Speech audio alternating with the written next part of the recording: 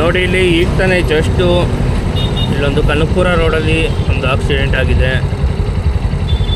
Time 3 ಗಂಟೆ, ಈಗ ಒಂದು 51 ನಿಮಿಷ 10ನೇ ತಾರೀಕು. ಈಗ ತಾನೇ ಜಸ್ಟು ನಾನು ನೋಡಿದೆ ಸ್ಕೂಲ್ ಬಸ್ಗೆ ಹೊಡೆದಿರೋದು ಇವರೇ, ಹಿಂದಿಂದ ಹೋಗಿ ಕಾರ್ನವರು ಹೊಡೆದಿರೋಕ್ಕೆ ಭಯಂಕರ ಡ್ಯಾಮೇಜ್ ಅಂತೂ ಆಗಿದೆ. ಕಾರು ವೀಲೇ ಸ್ಟಕ್ ಆಗ್ಬಿಟ್ಟಿದೆ.